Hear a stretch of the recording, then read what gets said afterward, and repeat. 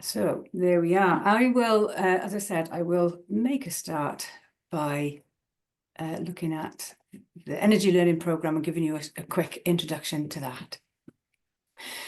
So, as we know, the community energy sector already delivers a wide range of services tackling the climate crisis and fuel poverty.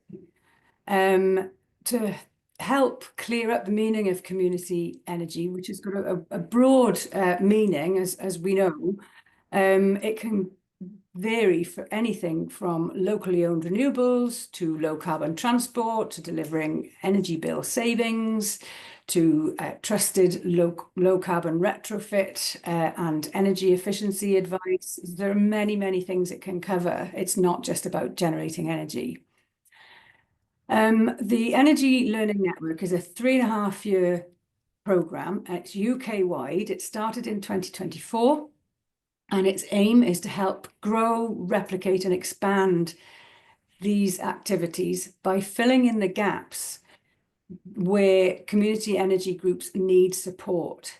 So we're also looking at creating and promoting accessible resources to help fill those capacity and skills gaps and develop the delivery, develop the delivery of community energy projects. So it's about learning, knowledge sharing, and importantly, it's about networking and making sure that we provide enough opportunities for groups like yourselves to be able to network with each other as well as others in our sector. So working in partnership with organisations who share our values, the programme itself comprises of ourselves, our sister organisations in England and Wales, Ashton, which is an organisation, a UK organisation, which boosts local climate solutions in the UK and the Global South, just to give you some context about who they are, and also the Centre of Sustainable Energy. So we all work together. We have different remits to deliver this project. We obviously work very closely with our own members. An example of which is putting on events like today, which I hope will benefit everybody here and beyond. Hannah and myself are involved, as I mentioned earlier, in the programme within Community Energy Scotland, and we work together with our colleague Dara Keenahan in our WE team. And the programme itself is funded by the National Lottery. And in these slides, you will see a link to the page on our website. So you can keep an eye on that to keep up with information on the programme. So our role in the programme is, as I've mentioned, it's to support organisations develop their projects and their community energy activities. Essentially, we're currently looking at supporting new and developing community energy projects or communities who want to start making their energy projects work.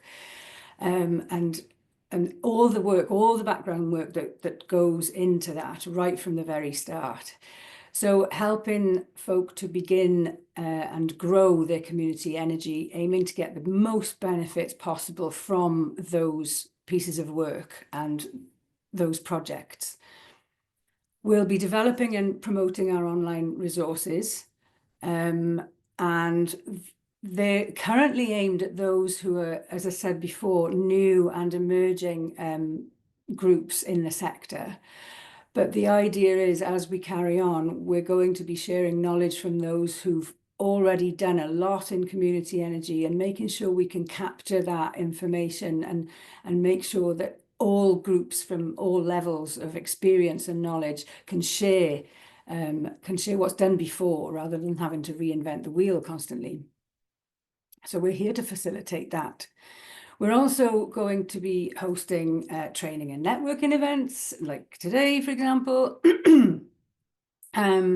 In the background, we're going to be looking at data, collecting data and providing evidence so that we can actually work the other side of this, which is informing policy and decision makers so that they can, to encourage them and hopefully get them to make some decisions which are going to impact our sector in a more positive way.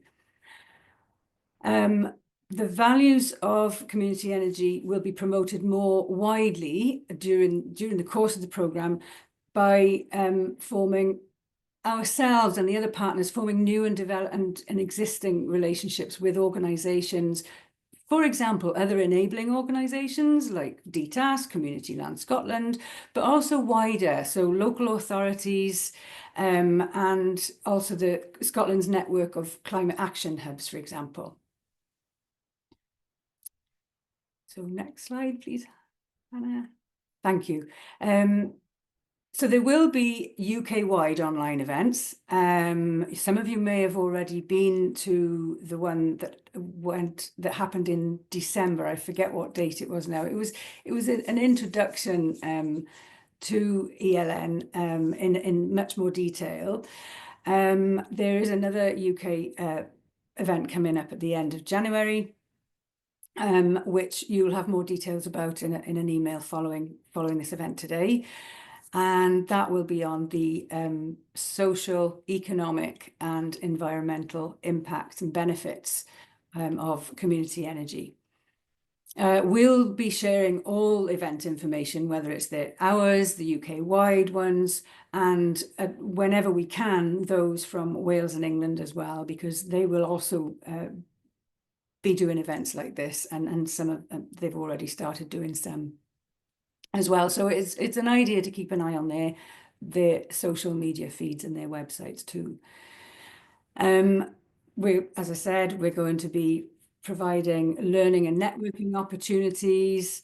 We're going to be building the capacity and the resources of community groups. Ultimately, that's the aim, so that your organisations can take forward your community energy and low carbon initiatives.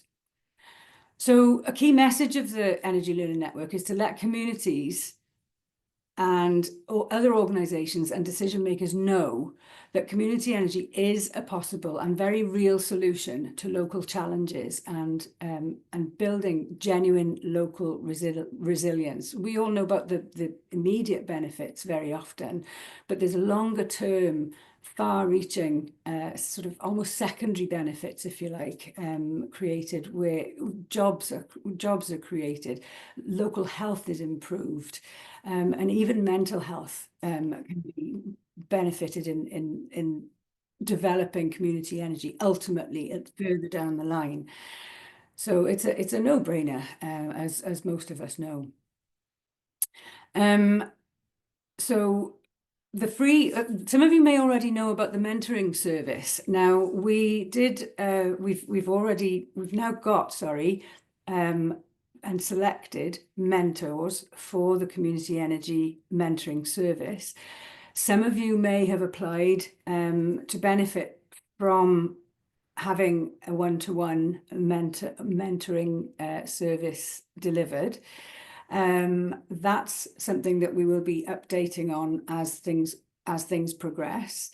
It's very early days yet. I don't think anyone's had a one-to-one meeting yet. I think it's still in the process, but it's one of the things that the program is able to offer. And it's we're hoping that that's going to be something, again, another area of sharing knowledge, and those mentees, as it were, will be able to share everything that they learned themselves with their community and wider. And I think that's us. So I'm going to now hand you over to Brian, if you're ready. Slightly early, Brian, and I'll let you introduce yourself and your presentation. Thank you. Okay, thank you very much, and thank you for inviting me to talk today. I'm going to give a very quick run through of the sort of scope of how we support sort of community organisations.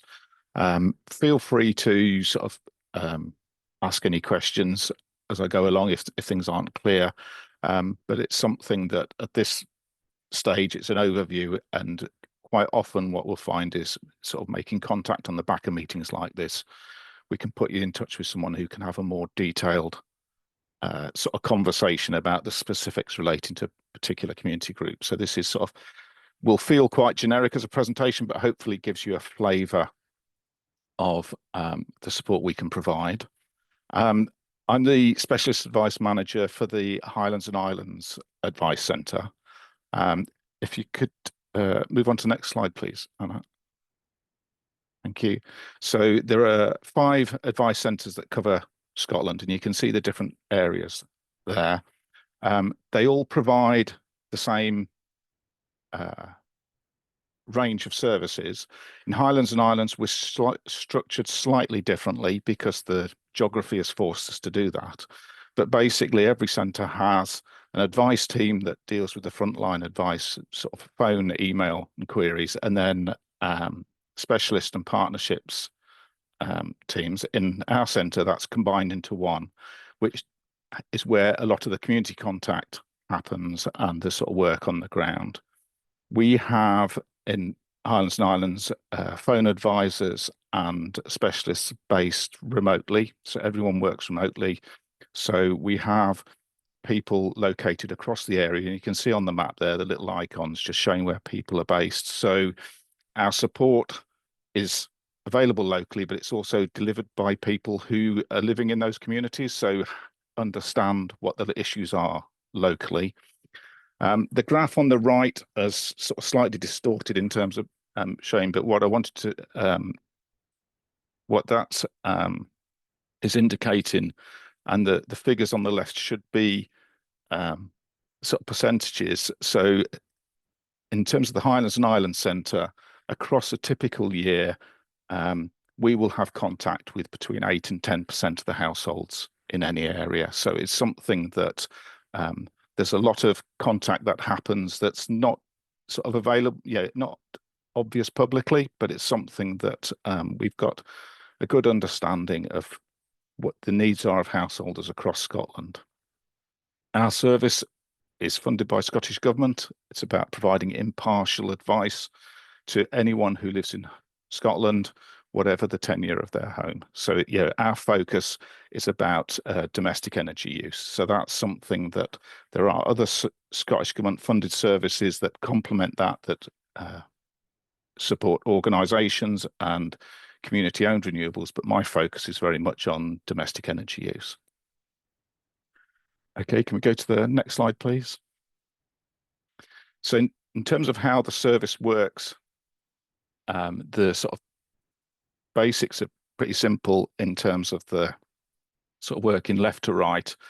A householder will have a conversation with one of the sort of phone advisors, and what they will do is they work through a structured sort of conversation, and basically they're trying to find out more about the people that in a household, the house itself, and then they'll start to give advice based on that sort of conversation.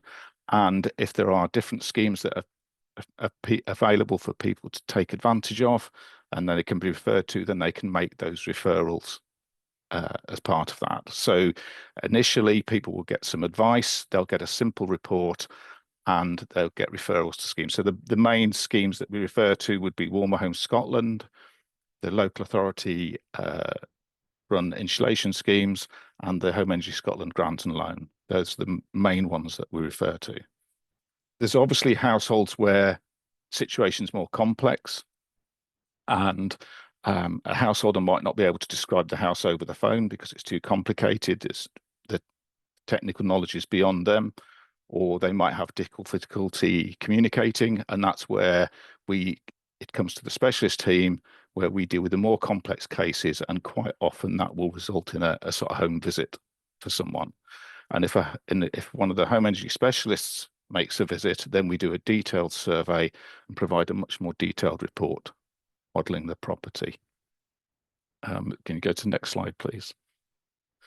So in terms of that, we call it a home energy improvement report, but it's a detailed report that's we can do it based on sort of imported data from an EPC if it's one that feels like it's trustworthy as an energy performance certificate. But we can also do the sort of actual survey ourselves. And so we will gather that information. We will gather information about the energy use in the home, so we can actually adjust the calculations to reflect someone's actual energy use. And what we have within that is an overall summary of the property, and then up to 4 different scenarios that have sort of practical options in terms of retrofitting the home. And in terms of the scope that we have for making those recommendations, there's a whole range of different things that we can recommend. So we don't follow the same rules that happens with an energy performance certificate. We can look at switching heating sources, different insulation options, and because it's based on the conversation with the specialist, what we recommend is reflects the conversation that's had with the householder. So we're not going to recommend things that someone isn't going to do or that are impractical. The report also has details of potential funding support sources and any sort of signposting for technical support. And then the key thing with this is that this isn't the end of the journey. It's a very detailed point in it, and it gives people a lot of information to work from. But quite often people will come back and wanting more information, clarification, more advice, and we provide that. And the whole service, sort of start to finish, is provided free of charge. So it's something that those reports are for sort of individual householders. The basic principles of how we give that advice is very much a fabric first thing. And a lot of the times, especially in remoter areas, the focus is, actually you need to do some basic repair work to your home before you do anything in terms of a sort of energy retrofit.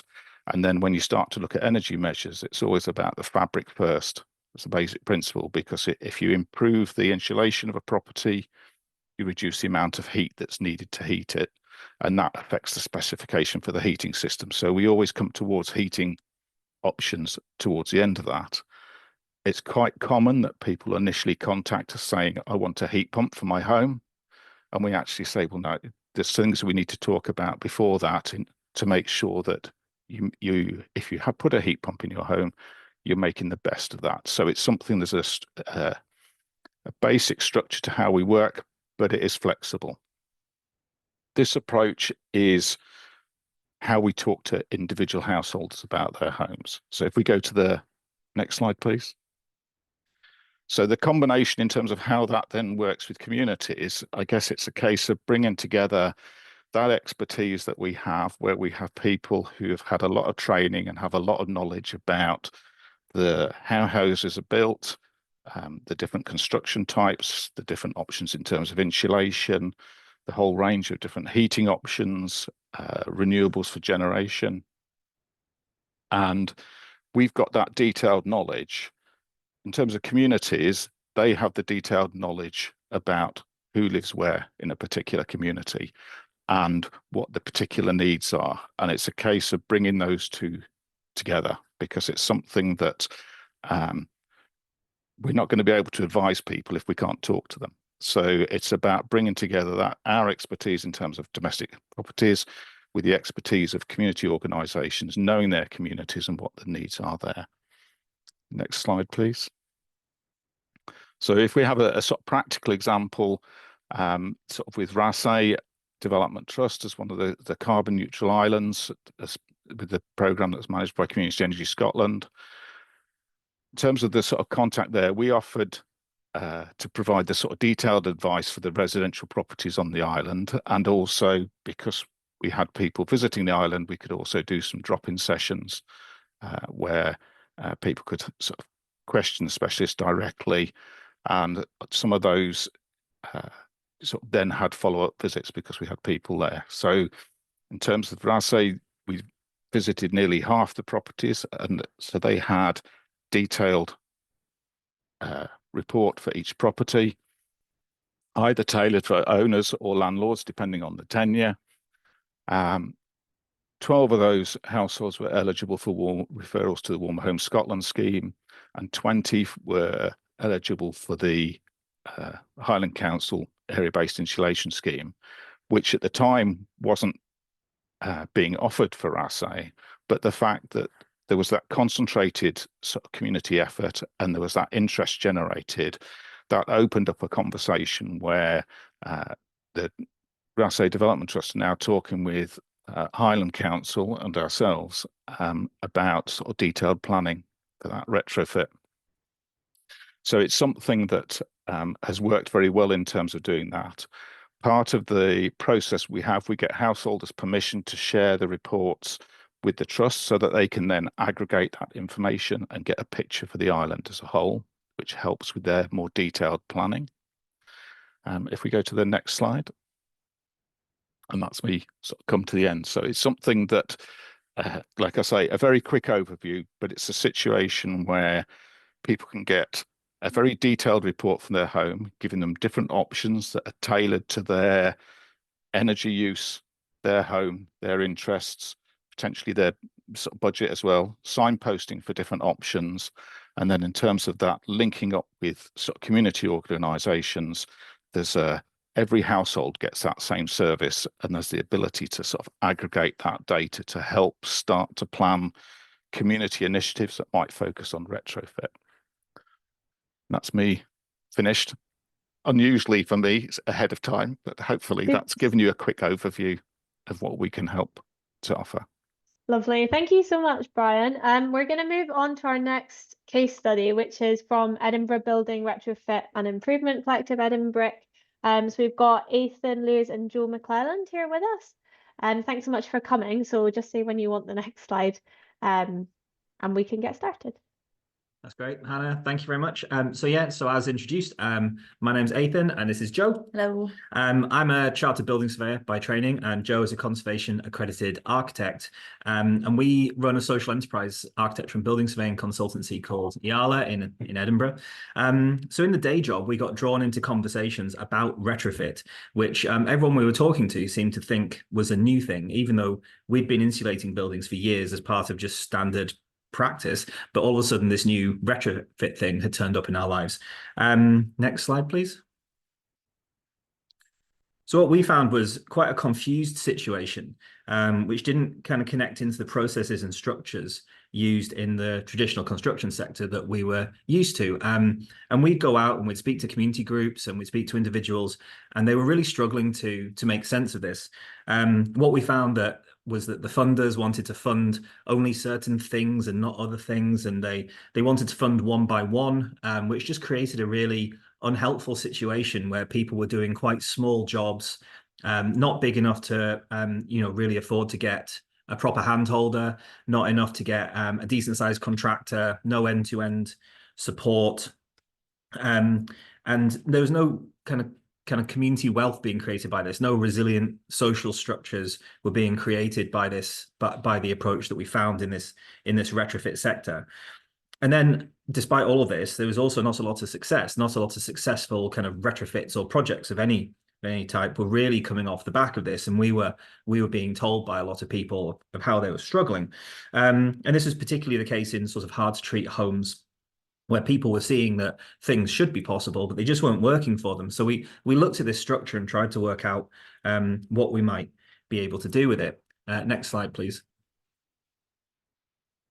Then at the same time, because we're a social enterprise, we're obviously meeting lots of other organisations out there in Edinburgh's third sector. And so we met community groups who were trying to solve issues with their buildings by grouping together. So we realized that this structure of people grouping together had the potential to get over a lot of the problems with the retrofit sector that we'd found. Because if you group people together, they can become a kind of a decent size client group. And once you get to a decent size, you can do things together, which means that the consultant fees might come down, or you can get to more decent sized contractors. But alongside that, these organizations we were working with were creating kind of community resilience and wealth and capacity. We had 3 communities of locality. So there's Banzai in Bruntsfield in Edinburgh, Porty Community Energy in Portobello, and the Dudleys Home Improvement Group in the Trinity area. And so they were doing all sorts of things together. They were looking at green space, they were looking at active travel, they were looking at sharing libraries, and they were looking at building kind of energy efficiency. We also had some communities of interest as well. So we've got the Edinburgh Architectural Association, which gives us a route in to connect to, kind of your more structured experience parts of the construction sector in terms of giving people advice. Edinburgh's TSI, EVOC, the Edinburgh Tool Library, and the Climate Action Forum, which is now ECAN. Next slide, please. So Edinburgh is really an umbrella organisation. So we found that there are these organisations already in place, and we didn't want to block them, but we did want to connect them together, give them a kind of a platform to all work together. So Edinburgh itself is not really a service delivery vehicle like some of the retrofit organisations are in the country. Edinburgh is more a connector and a place for people to share what they're up to. So the first thing Edinburgh did was we did a survey. We got over 360 responses, and the main findings were that people were looking for an independent, free specialist handholder, which of course is very difficult to find. But what we realized was that we could bridge that by really getting these organizations to a size and scale where they could connect in with existing advisors like architects, surveyors, and engineers. So next slide, please. So drawing all this together, we developed a theory of change. So this kind of inverted pyramid shows that the larger the scale of the community group and the more structured they are, the more things they can access. So this theory of change, you can kind of enter it at different levels, and often community groups will be very developed in one area, say a sharing library, and they've got a really good sharing library going on, and maybe it's a little, community interest company and it's doing loads. And yet other things they're trying to do will be at lower levels of organization and formality. So really what Edinburgh's trying to do is it's trying to bring people together. It's trying to put them into structured groups so that they can do more and more complex things together and gain the efficiencies of scale, which overcomes a lot of the hurdles which get put in the place of retrofit. And at the top there, you might struggle to see it, but we've got pipes in the ground. So at the very top of this is this kind of community energy kind of aspiration, because we know organizations around the city who are structured sufficiently that they have their own energy generation schemes, and that can bring in funds to help them to do other things in their community. Pass on to you, Joe. Next slide, please. Thanks, Hannah. Yeah, so I suppose we run a series of events through Edinburgh, generally over the spring and summer months. We were fortunate to get a bit of funding for a retrofit, what we've coined a retrofit rover. And it's a fold-away display board. Sort of pops up as 4 little nested houses, nested dolls houses, and they all fold away onto a bike. And we have a series of volunteers who cycle around the city during the spring, summer months and go to existing sort of community events, activities, fates, and such like, and either invited by existing community groups who are already trying to do things with their community, or we go in and try and build a bit of interest and a bit of capacity about doing something with their building in that community already. So the best thing that we found that works out is building on the back of, as Ethan was saying earlier, something that's already happening. So whether it's a street party or whether it's a neighborhood festival or whether it's a music festival or something like that, building on something that's there and being a stall at the corner and waiting for the interested passerbys to come and telling them some stories about others who have been doing this. Next slide, please. Yeah, so I've got 4 little examples just to go through a little bit of detail in each one. The Brighton and Rosefield residents, they came out of an organisation called Potty Community Energy. Potty Community Energy were putting on events about all things to do with retrofit and building improvement. They also had a ceilidh to bring people together in their neighbourhood, do some dancing and sharing and twirling around. Out of the back of that came a conversation that we got invited to around a kitchen table in someone's house, that then inspired them to do a set of flyering to the rest of their residents to meet at a bookshop that they booked out for the evening. Following on from the meeting at the bookshop, they set up a Resident and Neighbourhoods Association with a little draft constitution that they got from the Under One Roof website. And then they invited us to another meeting at the library where we drafted fee proposals for all of them for doing surveys through their buildings. So surveys in terms of building maintenance, building improvement, and what renewable energy opportunities they could have for them. And once we carried out the surveys, we did them on a typology basis. So depending on the type of house and property they had, they could then share their knowledge with their neighbours, and they could start doing things like even basic things like getting their gutters cleaned they've started doing, and then also at the same time doing feasibilities into looking at maybe renewable energies like solar panels on their roofs. Next slide, please. And another example here came out of Banzai that Ethan talked about earlier. This is West Hall Gardens. This is a row of terraced houses that all grouped together to commission surveys together. So savings and economy in terms of paying for a commission of a building survey, but at the same time, then they're left in that sort of new and improved social structure with a loose constitution where they can start inquiring for costs for fees for improving their roof and repairing their roof membrane and doing their roof insulation together. Next slide, please. And this one is from the Dudleys. The Dudleys already had an amazing street party that went on every year. From that, they started the Dudleys Home Improvement Group, where they invited the Retrofit Rover to come along to. Following on from that, they went to meet the planning department at the local authority and inquired about the best way with us to do group planning consents for solar panels. And the last one, please. Thank you. And this is probably a bit more recognizable. There's a street of tenements. We all know how the challenges working in tenements coming together, but this is a nested group of owners associations. So there's 8 in the street. They've all come together and they've started finally working through their backlog maintenance. They're now starting to be able to share the same contractor to come and, again, fix rainwater pipes and repair their roofs, maintenance, but at the same time, they commissioned a feasibility study into ground source heat pumps for their front and back gardens, and obviously trying to find connections for them moving forward as to how that can maybe be funded in the long term and the short term as well. And that's all our examples from us. Thank you very much. Thank you so much, Ethan and Joe. So we're going to move on to our next case study, and then everyone will have the opportunity to ask questions about any of the case studies after that. So we've got Matt Clubb from North East Scotland Retrofit Hub. You ready to go, Matt? Yep. Hello. Hello, everyone. Lovely. Hi, Hannah. Thanks very much. Hello, folks. Yeah, so similar to Ethan and Joe, I run an architecture practice based in Aberdeen. And a bit of what I'm going to talk about is perhaps from our private practice work, but Nestfit Hub is set up to try and be a service provider. It's not really providing a solid service yet, but that is the ambition. So we're a registered BENCOM set up as a cooperative. Next slide, please. So yeah, I mean, we've got some big challenges around existing buildings, which have sort of already been alluded to. But in the northeast, we know that we've got 100,000 homes below the Heat and Buildings Bill target of EPCC. So we've got 9 years to retrofit 100,000 homes, which is incredibly ambitious. But the idea is that Nestfit can be there as a vehicle to help with that hold handing service, as well as building the supply chain. So next slide, please. And yeah, we do tend to counter the narrative a little bit about heat pumps and solar panels.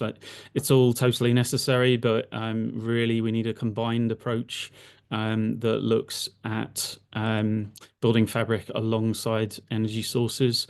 So because, you know, fuel poverty isn't necessarily going to get solved by energy provision alone, as well as just getting our buildings healthier and ready for the future. And I think that's part of the challenge we find professionally is perhaps understanding a little bit about what does good look like. Next slide, please. So this is from our practice work where you know, we don't just think about buildings now, but we're trying to think about them in the future. You know, 25% more rainfall forecast in Scotland from here till 2050, potentially 8-degree hotter summers. You know, there's an element of future sort of awareness in here, and really it all comes down to having a robust plan. So yeah, appreciate what Ethan and Joe are saying as well about how architects have been trying to do this stuff, and lots of other people have been trying to do this stuff for quite a long time. Although one of the things that is slightly new is a standard for retrofit called PAS 2035. Next slide, please. Yeah, this has helped in a way. Having a new standard has kind of cemented a bit of a process that maybe already existed, but it's developed some new roles that are quite helpful. So several of us in the office here are qualified as retrofit coordinators, and that's a kind of oversight role that's independent. It is that hand-holding service all the way through a project that helps a client work out what they want, work out how to do it, and then get it designed and installed and checked. And you know, for sure, it's a big undertaking. The retrofit plan is absolutely key in our mind. Most people just cannot afford to do all of this stuff, but let's have a plan that we can take it in bite-sized chunks and move forward. So next slide, please. So when we look at a building, we're looking quite holistically at lots of different aspects of the building that usually goes beyond the standard domestic energy assessor's view of a building. Next slide, please. And then a retrofit plan for us is saying, you know, right, let's break it down into stages. How do we reduce the energy over each stage, which is the green bars getting smaller? How does that reduce emissions, which is the purple line coming down? And what happens to things like air quality and comfort, which is the orange line going up?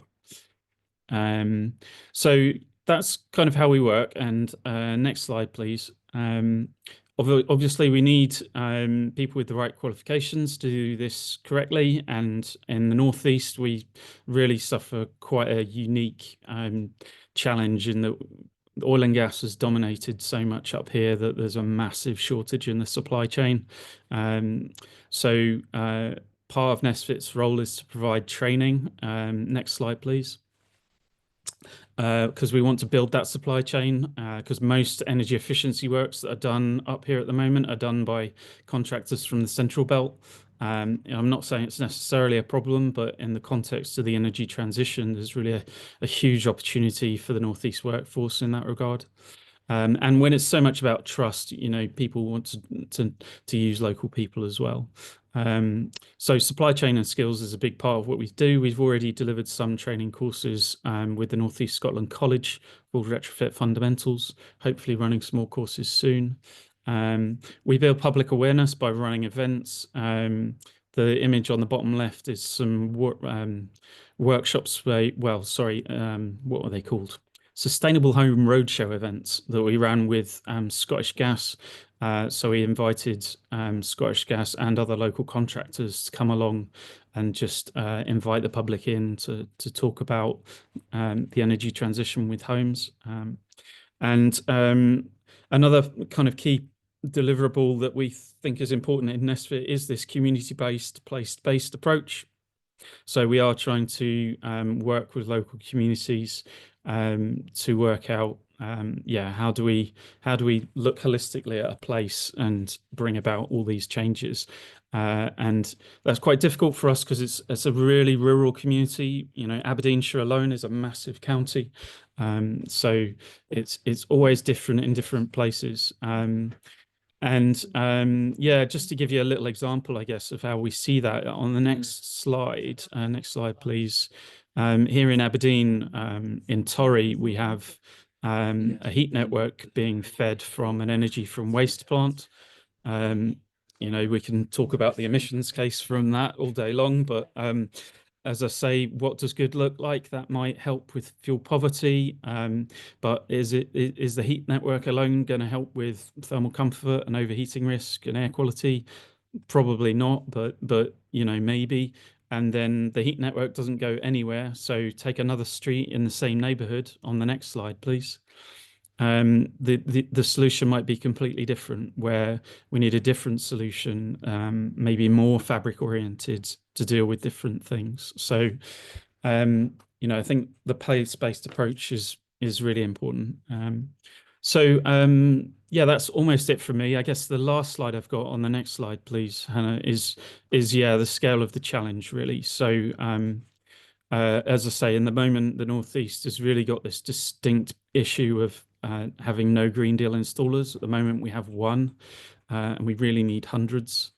The Construction Leadership Council wrote a proposal for a national retrofit strategy that showed we needed 500,000 additional people working in this sector. You know, now in Aberdeen, that equates to around 4,000 jobs. You know, there's some good schemes going on with apprentices maybe, but actually we need to give existing trades knowledge about things like air tightness and good materials for retrofit and things like that. And materials, a lot of the materials we use in traditional buildings, you know, are not the mainstream stuff used for house building, and they can be quite hard to get hold of. We need to shorten those lead times, and we need to have strategic approaches. So we really need the councils to be competent in what we're talking about here, so that we can help them deliver their local heat and energy efficiency strategies in a trusted and foolproof way. So that's it from me. Last slide is just my contact details. So feel free to join our mailing list and get in touch. We've got some good examples on the MW Club website as well. Look forward to your questions. Thanks. Thank you so much. Okay, we're going to do Q&A for 10 minutes now. So if you have a question, you can put your hand up, or you can put something in the chat. It's up to you.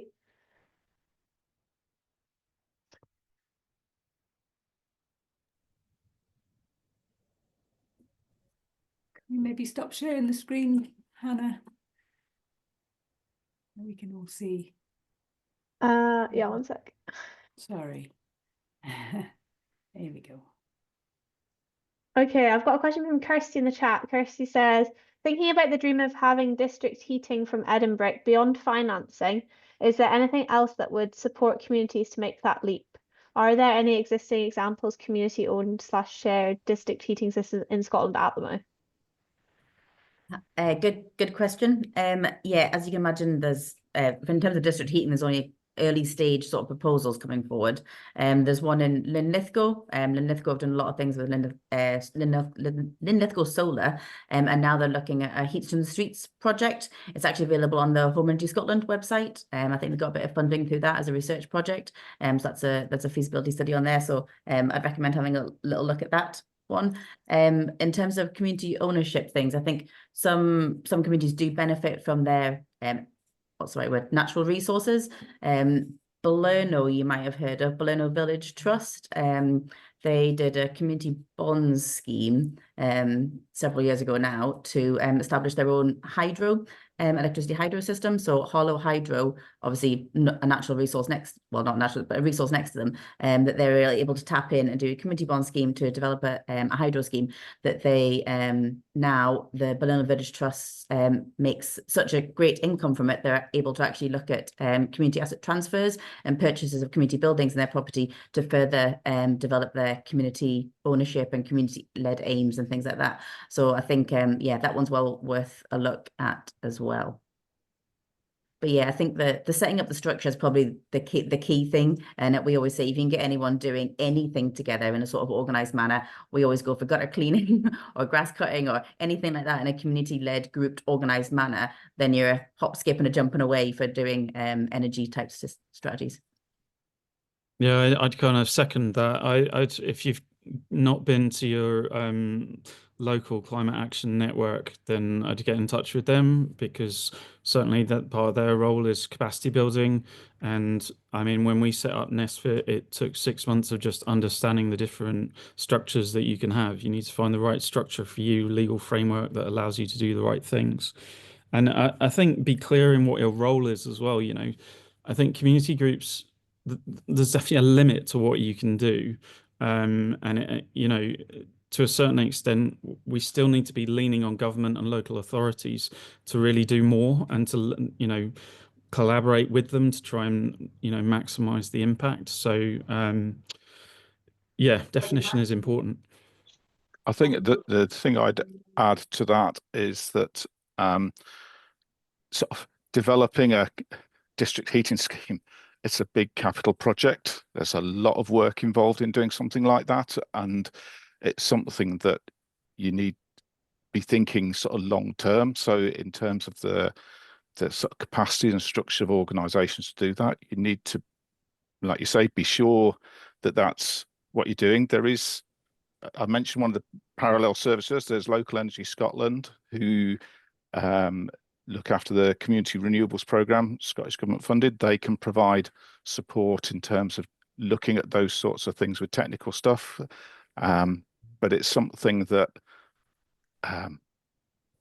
tread cautiously if you're going down that route. You know, do the research, because it's really important that there are I guess you'd maybe call them community owned, but there are some housing associations that have district heating schemes. So they're sort of non-commercial operations, those sorts of things. But yeah, it's something that I'm aware in our area there is a community attempts to get a community-owned district heating network going, and it's taken them a long time. It's something that one of the things that we try and encourage with our approach is that if you're focusing on those big schemes and big capital stuff, there's lots of stuff that can be done in the meantime. And it's about actually trying to run those things in parallel. So one of the things that we've encouraged with the communities we've worked with is to actually get the advice to householders, because a lot of householders can start doing things to their own property now. And they don't have to wait for the development of a heat network that would come at a later date. Thanks. I can see a few examples have been put in the chat. We did a webinar last year on heat networks, which is on our YouTube page. If anyone was interested in that, they can have a wee look. There's a case study. It's from England, but it's still a very interesting case study. I see Gordy's got his hand up. Go ahead, Gordy. You're muted.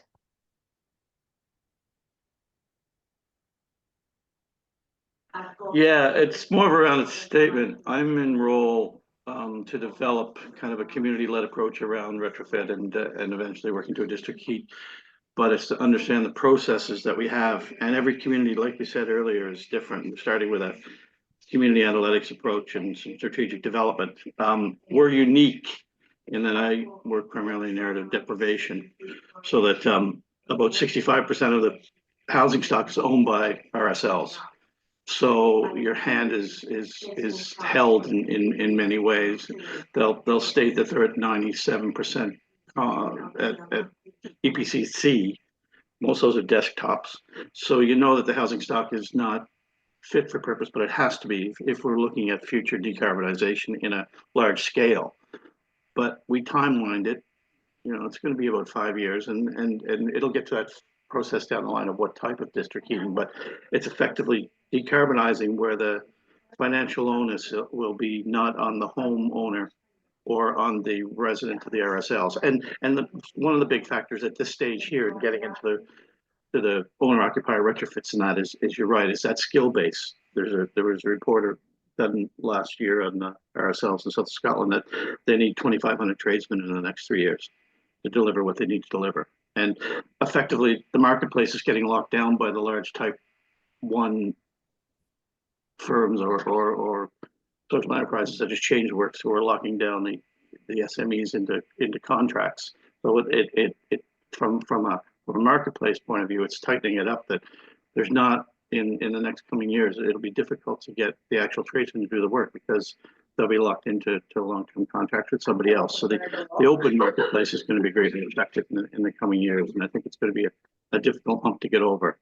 And one of the areas that we looked at is if we can get renovated, the retrofits done in time, then the district heating will allow us that, making that counter argument around air source heat pumps going. We're going to step over the top of that and not install 500 or 1,000 in this community, but we're going to look to a district heating system instead. Thanks, Gordy. Any other questions?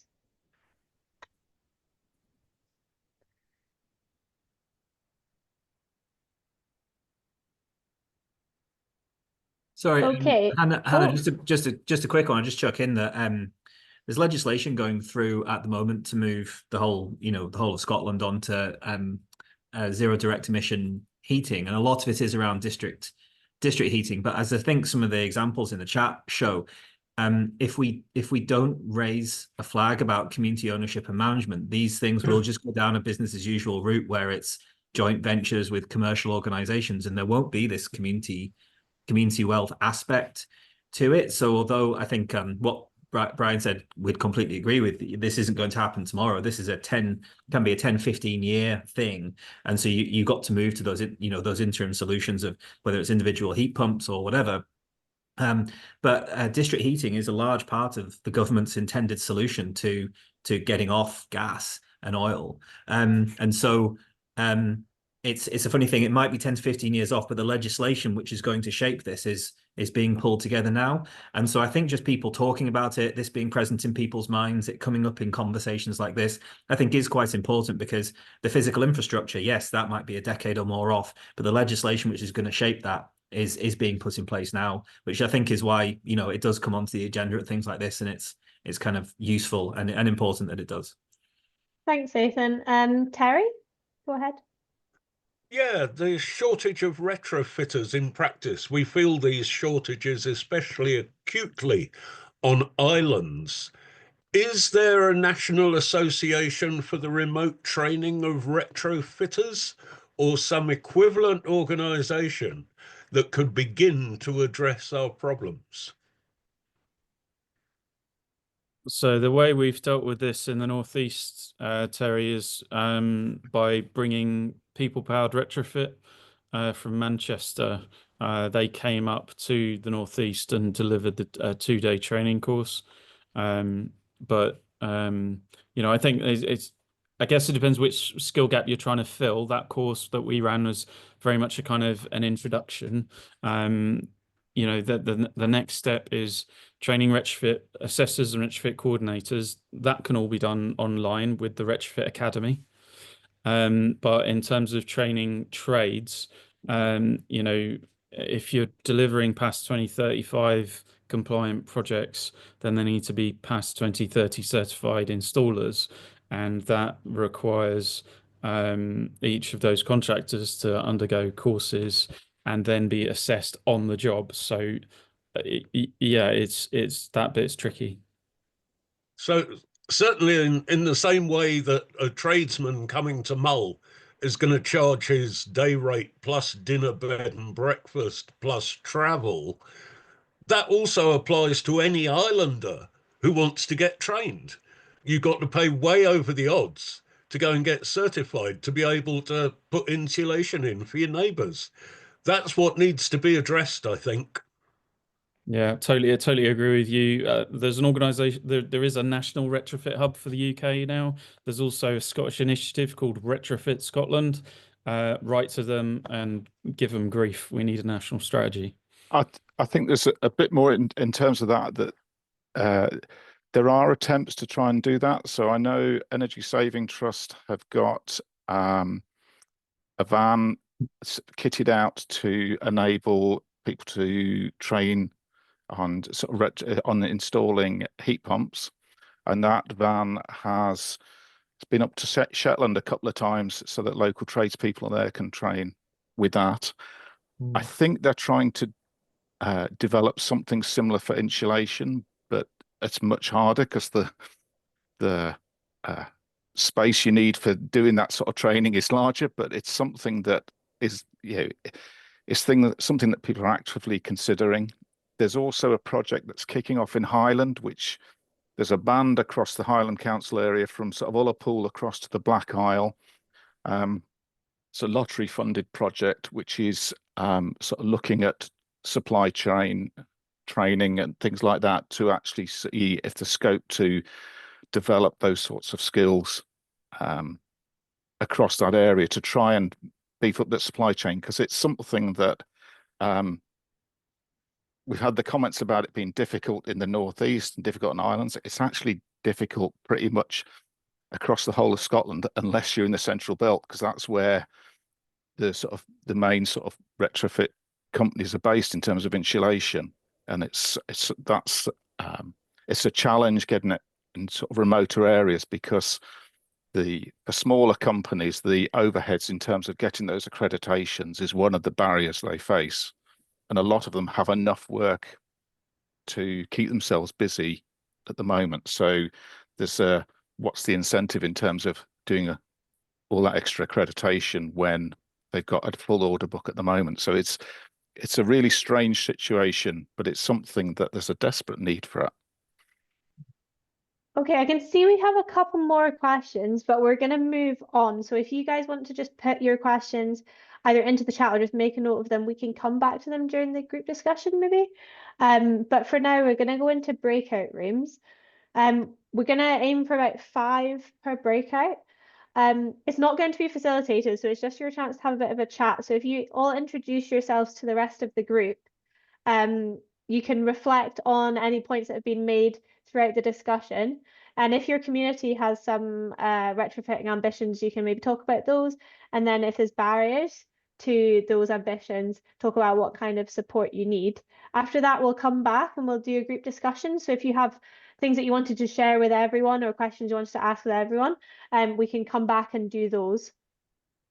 So yeah, thank you so much for your questions and for those great presentations. I'm just going to stick you in breakout rooms now if you give me a minute.